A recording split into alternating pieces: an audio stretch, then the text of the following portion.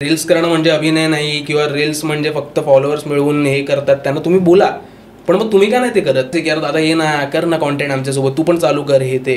पण मला असं तेव्हा वाटायचं की नको, आपण मालिका आणि ह्या क्षेत्रामध्ये आहोत, तर आपण तुम्ही असं बघून न बघितल्यासारखं करत होतं की आपण आपल्याला तिकडे जायचं नाही. त्याला आपल्याला काय आपलं करिअर आणि याच्यावर फोकस करायचं. इंस्टाग्रामवरती तू थोड्याशा 2 रील जरी तुझ्या व्हायरल झाल्या, मिलियन्स मध्ये गेल्या, तरी तुला असं दिसतात रस्त्यामध्ये कोणतरी भेटतं, अरे तू आहेस ना वगैरे, या सगळ्या गोष्टी. म्हणजे एवढी ताकद आहे या गोष्टीमध्ये. अरे तेव्हाच कॉन्टेंट सुरू केलं असतं तर आज अजून जास्त लोकांपर्यंत पोहोचलो असतो. शेवटी देवाच्या मनात असतं, देवाचा प्लॅन असतो, गॉड्स प्लॅन म्हणतात. चालेल नाही चालेल, ऑडियन्स, अल्गोरिदम आणि देव, या सगळ्या गोष्टींवरती अवलंबून. बरोबर. सो हाय हॅलो नमस्कार. बंच ऑफ टॅलेंटच्या नवीन एपिसोडमध्ये मी पूजा साळुंखे तुमच्या सगळ्यांचं पुन्हा एकदा स्वागत करते. आज आपल्यासोबत गप्पा मारण्यासाठी इथे आला आहे सार्थक सावंत. तो एक ॲक्टरसुद्धा आहे आणि कॉन्टेंट क्रिएटरसुद्धा आहे. ॲक्टर आणि कॉन्टेंट क्रिएटर, गंमत वाटते आहे ना? तेच आपण त्याच्यासोबत गप्पा मारून सगळं जाणून घेऊया. सो लगेचच आपण गप्पांना सुरू करूया. सो हाय सार्थक, कसा आहेस? मस्त, मी एकदम मस्त. आणि काय अपकमिंग प्लॅन्स चालू आहेत सध्या? तर सध्या तर कॉन्टेंटमध्ये तर खूप काही गोष्टी येणार आहेत. प्लस आता सध्या मी असं विचार केला आहे की आता यूट्यूब जरा अजून जोरात चालू करायचं, त्यामुळे ब्लॉग्स वगैरे नवरात्रीचं ऑलरेडी आता शूट केलं तर आता येईलच या वीकमध्ये. ओके. तुझ्या चॅनलचं नाव? माझं सार्थक सावंत. जो इन्स्टा आयडी आहे ते सेम यूट्यूबचं आहे. ओके. मी तुझ्या ना बऱ्याच अशा रील्स पाहिल्यात की ज्या खूप भावूक करणाऱ्या आहेत आणि अशा रियालिटी चेक देणाऱ्या आहेत. तर एखादा कॉन्टेंट निवडताना त्यामागे तुझा थॉट प्रोसेस काय असतो? माझा थॉट म्हणजे एकतर मेनली तर मी असं फोकस करतो की समाजातले जे प्रश्न आहेत ते लोकांसमोर मांडायचे. कारण बाकी गोष्टी तर सगळेच जण करतात, एंटरटेन तर सगळेच करतात, पण आपण एंटरटेन करण्यासोबतच काहीतरी समाजाला द्यावं. म्हणजे आपला जो कॉन्टेंट आहे तो फक्त लोक असं बघून स्क्रोल करता कामा नये, काहीतरी डोक्यामध्ये ठेवावं, काहीतरी विचार घ्यावा. सो त्याच थॉटने मी काहीतरी गोष्टी करण्याचा प्रयत्न करतो. किंवा इतरही जर नॉर्मल जरी कॉन्टेंट असेल तरी सुद्धा अशा प्रकारचा करतो की ते थोडे मनाला जाऊन भेटतील किंवा विचार करेल माणूस त्यावरती पुढे जाऊन सुद्धा. सो अशा थॉटनेच साधारण करतो सगळे जे काही कॉन्टेंट करतो ते. ओके. आणि जेव्हा तुम्ही कॉन्टेंट शूट करता तेव्हा तुझं प्रिपरेशन काय असतं आणि कशा प्रकारे तुमची ती प्रोसेस होते ते मला ऐकायला आवडेल. प्रिपरेशन म्हणजे सुरुवात तर सगळं तो कॉन्टेंट येतो कुठून डोक्यामध्ये ते मलाही अजून नाही माहिती. तो अचानक येतो. म्हणजे काहीतरी अशी गोष्ट दिसते जी खटकते किंवा काहीतरी वाटतं असं, किंवा अचानक कुठून तरी डोक्यात येतं की यावरती काहीतरी करूया. सो मग त्याच्यावरती थॉट मग चालू होतो, डोक्यात स्क्रिप्ट रेडी होते, मग पुढे. आणि माझं जे म्हणजे माझी जी पद्धत आहे, आता मी प्रोफेशनली ॲक्टिंग किंवा या सगळ्या गोष्टी करतो किंवा त्या व्यतिरिक्तही अनेक चित्रपट किंवा हे मी खूप लहानपणीपासून बघतो, सगळे जगभरातले. म्हणजे फक्त असंच नाही मराठी किंवा हिंदी किंवा इंग्रजी किंवा सगळ्या जगभरातले सगळ्या भाषातले जे सिनेमे ते बघतो. सो त्यामुळे त्या प्रोसेसनुसार मी सगळं जे आहे ती तयारी करतो की शॉर्ट्स कसे असतील, काय असेल ते सगळे लिहून ठेवतो मी. असं नाही की तिकडे गेल्यावर अचानक चला आता कॅमेरा उचलून चालू, असं नाही. सगळं ते आधीपासून जे प्री प्रोडक्शन आपण ज्याला म्हणतो ते सगळं माझं रेडी असतं की काय कसं, अँगल्स काय. आणि साधारण मग त्याच वेळेला मग एडिटिंगचंही थोडं डोक्यात आल्यामुळे ते असताच गोष्टी. कारण की मग म्युझिक काय येईल, मग त्या प्रकारे मी शूट करतो, त्या प्रकारे ॲक्टिंग करताना ॲक्ट करतो किंवा समोरचं ॲक्टर करणं तसं करून घेतो. सो ह्या सगळ्या प्रोसेसने जसं फिल्मचं एका होतं तसंच आपण समजू शकतो. प्लस ज्यावेळेला माझं शूट होतं त्याच्यानंतर मी पुन्हा डब करतो, कारण की मला ते साऊंड आणि उच्चार आणि या सगळ्या गोष्टी क्लिअर हव्या असतात. सो मी माझ्यात ज्या लँग्वेजमध्ये शूट केलं त्याचमध्ये डब करतो. अर्थात मराठीत केलं तर मराठीतच डब करतो. पण मग सिनेमाला जसं होतं तसं म्हणजे आम्ही माईक वगैरे यूज नाही करत, आम्ही शूट करतो, शूट झाल्यानंतर मग डबिंग करतो. आणि मग त्यामध्ये मग साऊंड इफेक्ट्स आणि या सगळ्या गोष्टी. इवन आता एखादी गोष्ट जर मी आता एखादा सीन करतोय तर त्याच्यामध्ये जो फॉली साऊंड असतो आपण म्हणतो, म्हणजे आता शहराचा साऊंड असतो, सिटीचा साऊंड असतो. आता सिटीमधला सीन आहे, रस्त्यावरचा सीन, मग तो मागचा जो सगळा साऊंड आहे तो सुद्धा मी वेगळा टाकतो. असं सगळं प्रोफेशनली करण्याचा मी प्रयत्न करतो, कारण शेवटी ती क्वालिटी द्यायची आहे प्रेक्षकांना. आणि त्यांना पण हे जे तू म्हणाली की लोकांना असं वाटतं बघताना की खूप भावनिक होतात किंवा लोक, किंवा त्या प्रकारचं होण्यासाठी ती थोडी मेहनत घेणं गरजेचं आहे. बरोबर. तर त्या प्रकारे मग माझं सगळं प्रिपरेशन असतं पूर्णपणे फिल्म प्रकारे. तर यावरूनच मला हे विचारायचं आहे की लोकांमध्ये अवेअरनेस आणणं आणि त्यांना ऑफेंड होऊ न देणं, ह्यामध्ये तू बॅलन्स कसा राखतोस? तर सध्याच्या काळात ही खूप कठीण गोष्ट आहे की लोकांना ऑफेंड होऊ न देणं, कारण की आजकाल छोट्या छोट्या गोष्टींवर कोणीही कशावर नाही ऑफेंड होतं, म्हणजे काही करतो. त्यात असं आहे की लोक जे आहेत आपले तेवढे छान आहेत की आपण कितीही छान प्रकारे काहीतरी करण्याचा प्रयत्न करा, 100% लोक तुला कधीच असं अप्रिशिएट करणार नाहीत. कुठली तरी छोटी गोष्ट एखादा कोणीतरी असणार जो काहीतरी एक छोटंसं पकडणार आणि त्यावर तुला कमेंट सेक्शन मध्ये येऊन, कारण इंटरनेट फ्री झालंय, त्यात सगळ्यांच्या हातात फोन, टाइमपास करायला खूप टाइम, तर मग कोणाला तरी पकडायचं आणि मग काहीतरी करायचं, अशा गोष्टी असतात. प्लस त्यांना तेही छान वाटतं की अरे आपल्याला रिप्लाय केला, कारण की आपण असेच नजरेत पडतात आपल्या कमेंट्स, त्यामुळे तर लोक तर होतातच ऑफेंड. जास्त करून मी असा विचार करतो की मला जे द्यायचं आहे ते मी देतो लोकांना, मग ते ज्याला ऑफेंड व्हायचं तो होऊ दे किंवा नको होऊ दे, आपण फक्त इग्नोर करू शकतो किंवा काय करू शकतो त्यावरती. सो मी त्यांना इग्नोर करतो. आणि जास्त करून असेच टॉपिक्स जे असतात माझे ते पण मोस्टली असे असतात की ते सामान्य माणसाचे आहेत, आणि हा सगळा कॉन्टेंट जो बघणारा जो पूर्ण सगळे लोक आहेत ते सगळे नॉर्मल लोकच आहेत, सगळे सामान्य माणसंच आहेत, त्यामुळे त्यांना ते पटतंच. आणि मी सुद्धा या सगळ्या गोष्टींमधनं जाऊन आलोय, मी सुद्धा या ज्या गोष्टी आहेत त्या सगळ्या डोळ्यांनी बघितल्यात माझ्या. सो मला जरी पटू शकतं, मला जरी खटकू शकतं, तरी माझ्यासोबत अनेक लोकांना खटकतंच. सो अशा गोष्टी मग तशा प्रकारेच मी लोकांना दाखवतो की त्या म्हणजे लोक जास्त करून माझ्या प्रकारे थॉट स्वतःचे, मी जसं म्हटलं मगाशी की ज्या वेळेला रील्स बघतो त्यावेळेला विचार एक डोक्यात आला पाहिजे लोकांच्या. सो तो विचार बरोबर पोचतो, आणि ज्याला पोचल्यावर तो विचार ज्याला खटकतो तो मग काही आपण त्याला करूच नाही शकत, आपल्या हातात नाही ते. सो मग ते लोक होतातच ऑफेंड, काहीतरी करतातच, मग आपण इग्नोर करायचं ना, आपलं काम आपल्याला माहिती आहे ना आपण चांगलं करतोय, बस. मग बाकी सगळं त्याकडे दुर्लक्ष करायचं. ओके, तू मेनली एक ऍक्टर आहेस, तू टीव्ही सिरियल्स आणि फिल्म्स वगैरे केल्या आहेत, तर त्या तुझ्या प्रवासाला कशी सुरुवात झाली आणि तिकडनं तू कॉन्टेंट क्रिएशनकडे कसा वळालास? तो प्रवास म्हणजे तो खूप लहानपणीपासून चालू झाला माझा, की मी ज्या वेळेला 6 वर्षाचा होतो तेव्हापासून मी थिएटर करायला सुरुवात केली, बालनाट्यापासून. शाळेतलं जे बालनाट्य असतं तिथून, आणि मग तिथून एक स्टेप. माझी शाळा बालमोहन विद्या मंदिर, ती तर माहिती आहे सगळ्यांना, खूप फेमस आहे. माझ्या गुरु विद्या पटवर्धन, ज्यांनी या सगळ्यांना घडवलं, स्टार्स जेवढे आहेत आता मराठीतले. सो त्यांच्याच नशिबाने मला त्यांच्या हाताखाली शिकायला मिळालं, त्यांच्या दिग्दर्शनाखाली, आणि त्याच आमची नाटकं डिरेक्ट करायच्या सगळ्या. सो मग तिथून तो प्रवास सुरू झाला, ते सगळं करत गेलो. मग हळूहळू त्याच्याच सोबत असं झालं की ऑडिशन्सही द्यायला लागलो मी खूप लहानपणीपासून. मग त्याच वयात मला वाटतं 6-7 वर्षाचा होतो तेव्हाच मी पहिली ऑडिशन दिलेली, आणि मी एवढ्या ऑडिशन्स दिल्यात आत्तापर्यंत, मग खूप साऱ्या. मग तिथूनच मग कुठे ना कुठे चान्स मिळतोच, लोकांना आवडतं तिथे. मग तिथून मग हळूहळू मला वाटतं 9वीत वगैरे होतो मी त्यावेळेला, पहिली सिरियल मिळाली झी मराठीवरती. सो तिथून मग सिरियलचा प्रवास सुरू झाला. मग ते करता करता कॉलेजला ज्या वेळेला गेलो तेव्हा एकांकिका अर्थात सगळ्या कॉलेजमध्ये सुद्धा नाटक करायला लागलो. आणि मग असं झालं नशिबाने की 11वी-12वी पर्यंत, 12वीच्या वर्षामध्येच मला वाटतं तिथूनच माझं दिग्दर्शन करणं किंवा ह्या सगळ्या गोष्टी सुरू झाल्या, स्क्रिप्ट्स लिहिणं नाटकाच्या, दिग्दर्शित करणं एकांकिका. सो त्याचं मग इथे त्याचं खूप कनेक्शन आहे तसं. म्हणजे रील्सला आपण जर बघायला गेलो जसं म्हणालो की मग दिग्दर्शन करणं किंवा स्टोरीज जसं डोक्यात येतात, मी म्हटलं की ते कुठून येतात माहीत नाही, ते येतात. सो तिथेच कुठेतरी त्याचं मूळ आहे, आणि तिथून मग तो प्रवास सुरू झाला. मग चित्रपटही त्याच दरम्यान, सगळे एकत्रच चालू होतं. आणि काय असतं की एक गोष्ट असते की आता माहिती आहे तुला की फिल्म इंडस्ट्री किंवा ही सिरियल इंडस्ट्रीमध्ये किती वर खाली होत असतात गोष्टी. अनेक आपण अभिनेत्यांचं बघतो की ते डिप्रेस्ड होतात जेव्हा कामं नसतात किंवा या सगळ्या गोष्टी, कारण तो खूप मोठा पिरियड असतो मधला, तू सांगू नाही शकत. मग असं वाक्य मी आहेत दिग्दर्शक त्यांच्या तोंडून एक असं वाक्य ऐकलं होतं की आज अमिताभ बच्चनही सांगू नाही शकत की उद्या त्यांच्याकडे काम असेल नसेल, अशी ही इंडस्ट्री आहे. सो तसं असल्यामुळे काय आहे की मधला जो पिरियड असतो तो खूप डिप्रेस्ड करणारा असतो, कारण आपणच स्वतःशी प्रश्न करतो की अरे यार काम का नाही मिळत, तर एवढं सगळं झालं, एवढी छान झाली, म्हणजे अगदी वर्षभर मालिका चालल्यानंतर तुझी पुढची मालिका लगेच तुला मिळेल नाही मिळेल सांगता येत नाही. सो तो जो पिरियड होता ना त्यात असं झालं की कोविडपर्यंत हे सगळं तर चालूच होतं या सगळ्या गोष्टी. कोविडचा जो टाइम होता तो थोडा इथे कॉन्टेंटकडे नेण्यासाठी ठरला चांगला, कारण की काय झालं, मी 2019लाच एक सिरियल माझी चालू होती, स्वराज्य जननी जिजामाता, सोनी मराठीला. सो त्यावेळेला माझे जे अनेक मित्र आहेत ते ह्या गोष्टींमध्ये घुसले होते, कॉन्टेंट्स वगैरे त्यांनी चालू केले होते, आणि हे अक्षरशः माझ्या डोळ्यासमोर सगळं व्हायचं. मी त्यांना भेटायला गेलोय, माझ्यासमोर कॉन्टेंट चालू आहे, शूट करतायत.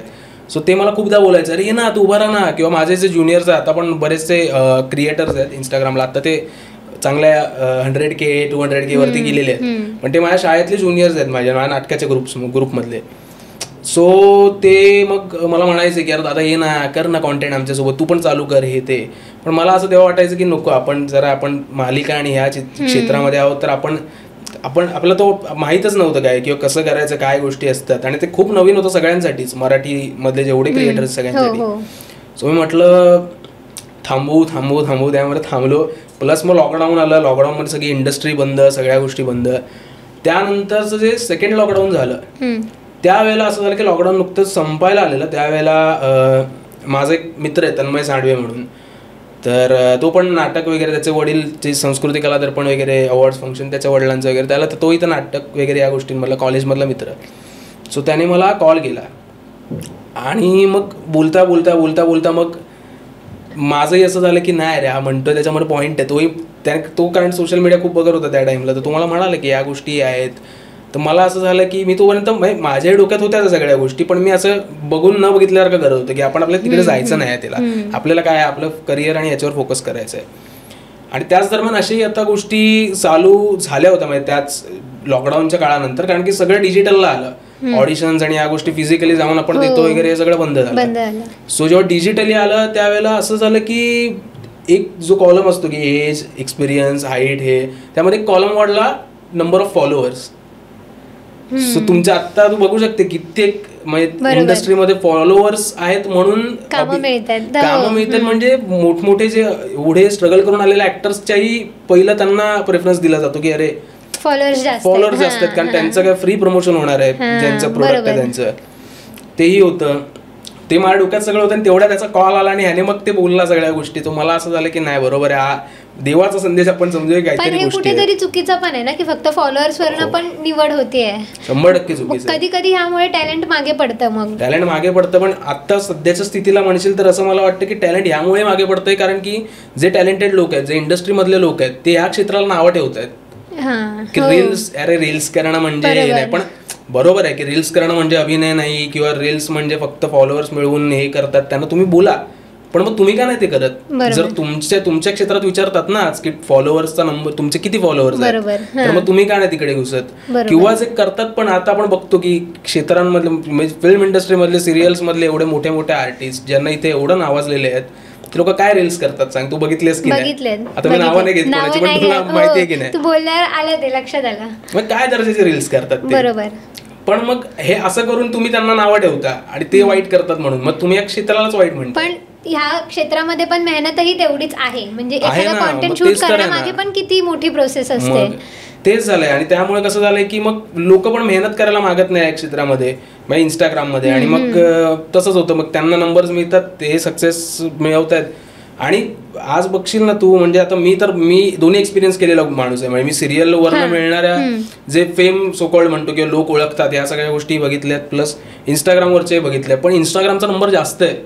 म्हणजे इंस्टाग्रामवरती तू थोड्याशा 2 रील जरी तुझ्या व्हायरल झाल्या, मिलियन्स मध्ये गेल्या, तरी तुला असं दिसतात रस्त्यामध्ये कोणतरी भेटतं, अरे तू तो आहेस ना वगैरे, या सगळ्या गोष्टी. म्हणजे एवढी ताकद आहे या गोष्टीमध्ये, मग आपण याला का दुर्लक्षित करायचं? मग आपण जेवढा ताकदीचा कॉन्टेंट टीव्ही आणि याच्यावर दाखवतो तो इथेही मांडू शकतो आपण. ही अजून एक मला चूक वाटते. सो त्याच्यामुळे ह्या गोष्टी होतातच आहेत आणि ते चुकीचं तर आहेच. सो ते परत त्या मुद्द्यावरती येतो जिथे मी चालू केला होता प्रवास. असं करून मग कॉन्टेंट आणि हे सगळ्या गोष्टी मग सुरू झाल्या पुढे. आणि मग असं झालं की मग 2 कामांच्या मध्ये जेव्हा गॅप मिळतो तेव्हा मग पूर्ण वेळ याला द्यायचा, मग डिप्रेस नाही व्हायचं. मग कशाला डिप्रेस्ड होणार? कारण तुम्हाला तेच ऑडियन्स मिळत आहेत, प्लस तुम्हाला काम करायला मिळत आहे, प्लस तुमची क्रिएटिव्हिटी बाहेर येते तुमच्या माइंडमधून, त्या सगळ्या गोष्टी आहेत. प्लस ब्रँड्स आणि या गोष्टींमुळे तुम्हाला पेही होत आहे. बरोबर. मग काय राहिलं काय? सो असं सगळं मग ते आता चालू आहे. ओके. आता पुन्हा जर टीव्ही सिरियल्स किंवा फिल्म करण्याची संधी मिळाली तर करायला आवडेल ना? नक्कीच. मी सध्या माझं जे चालू आहे की आता मी यशोदा नावाची सिरियल केली होती, यशोदा गोष्ट श्यामच्या आईची म्हणून, झी मराठीला. सो त्या दरम्यान असं झालं होतं की माझं खूप वेट वाढलं होतं, खूप वेट. म्हणजे आत्ता मी जो दिसतो तो खूप वेगळा आहे. तेव्हाचं तू बघशील जुन्या रील्स माझ्या आत्ता जरी स्क्रोल करून बघितलं तरी तुला समजेल केवढा होतो मी झालेलो तेव्हा. सो मी असं विचार केला की आपल्याला थोडं स्वतःला पण शेपमध्ये ठेवणं गरजेचं आहे. त्यामुळे मी सगळं ज्या ऑडिशन्स होत्या किंवा जो हे होतं सगळं स्टॉप केलं. म्हटलं आता कॉन्टेंट तर चालू आहे आपलं चांगलं, सो आता जर शरीरावर एक वर्षभर तरी लक्ष देऊ. आणि आत्ता या स्टेजपर्यंत आलो आहे मी, छान बारीक वगैरे झालो आहे. सो आता पुन्हा एकदा मग मी चालू तर करेनच लवकरच त्या सगळ्या गोष्टी, सिरियल्स आणि हे. कारण कसं ते एकदा चालू झालं की मग तुला नाही टाईम मिळत. मग तू काही तिकडेच खायचं आहे तुला, त्याच शेड्यूलमध्ये तुला द्यायचं. जेवणाच्या वेळा नाहीत, व्यायाम करायला वेळ नाही, कसलाच वेळ नाही, बरोबर, तसं सगळं आहे. सो त्यामुळे ते जरा स्टॉप केलेलं आहे. पण आता पुन्हा पुढच्या वर्षीपासूनच चालू करेन. ओके, ऑल द बेस्ट त्यासाठी. Thank you so much. आणि तुझ्या प्रोफेशनल लाईफमध्ये आणि तुझ्या पर्सनल लाईफमध्ये असे कधी रिग्रेट मुमेंट्स आल्यात का? कशाबद्दल म्हणजे?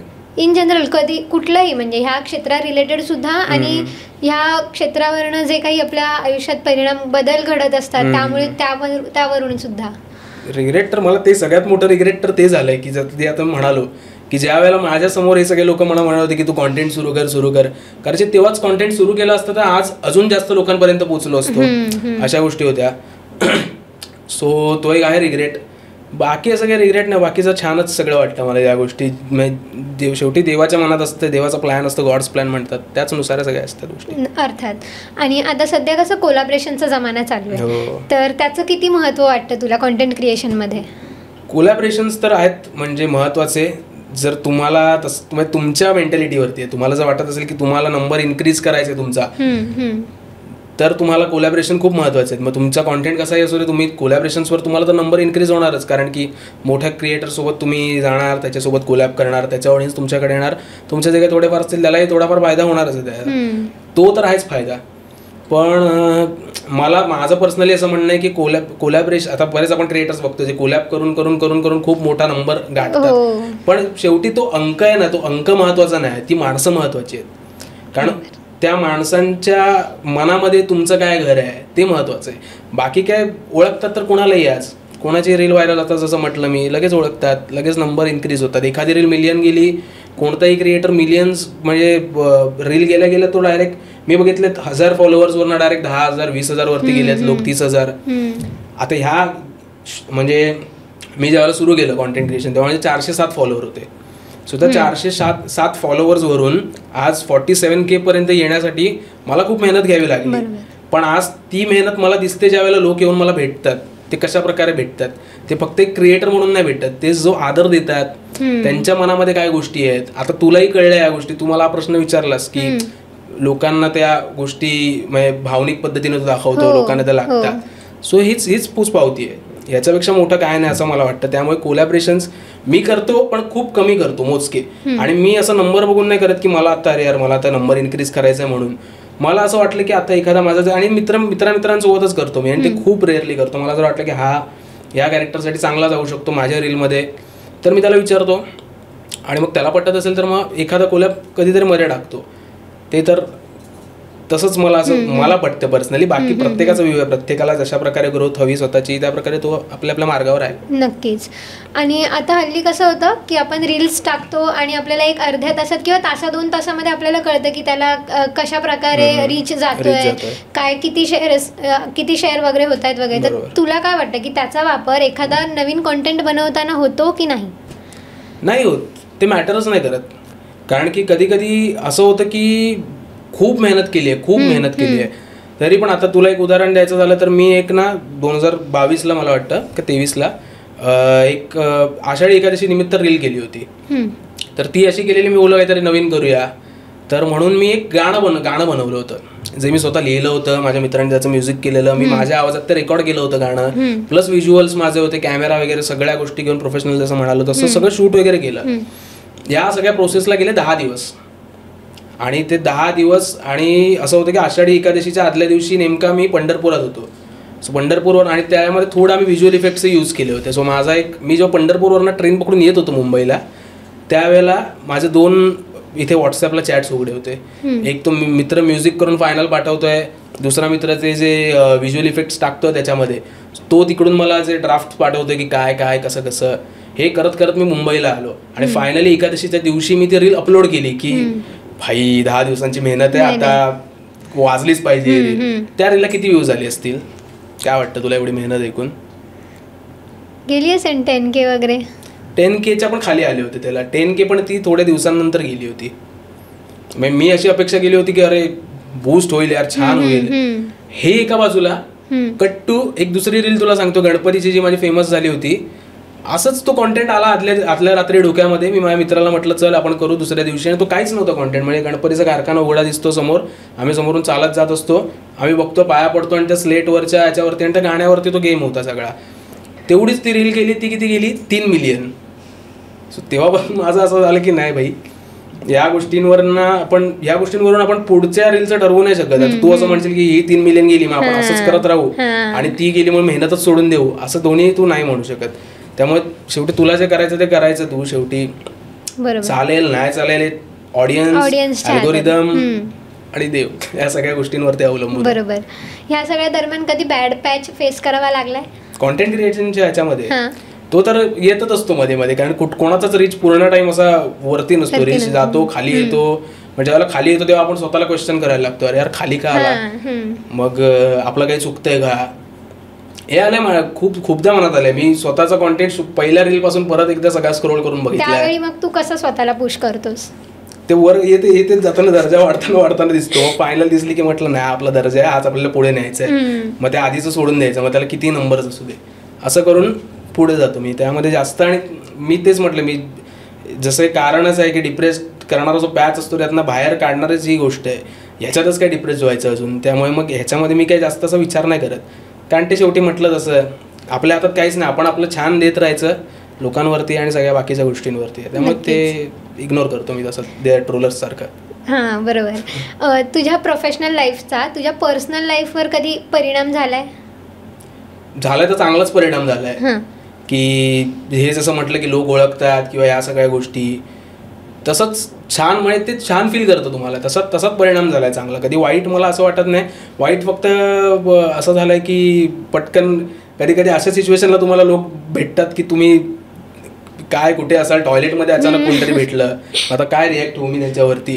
तर मध्यंतरी असं झालं की आता हल्लीचाच किस्सा, माझ्या मित्रासोबत होतो, आम्ही एका हॉटेलला गेलेलो होतो जेवायला, आणि तिथे असं झालं की एक काका होते, तर त्यांनी एका त्याची स्कूटी लावलेली होती, पार्क केलेली, त्याला ठोकले ते काका. तर मग तिथे मोठा सीन क्रिएट झाला, आणि नवीन स्कूटी होती, त्याला स्क्रॅचेस व्हायचे झाले. मग तिथे भांडण वगैरे सगळं चालू होतं. थोड्या वेळ त्या काकांचा मुलगा आला, त्याने सगळं मग ते सॉर्ट वगैरे केलं, आणि सॉर्ट करता करता त्या मित्राला बोलला चल ठीक आहे निघतो. माझ्याकडे बघितलं, तुला ओळखतो मित्रा मी.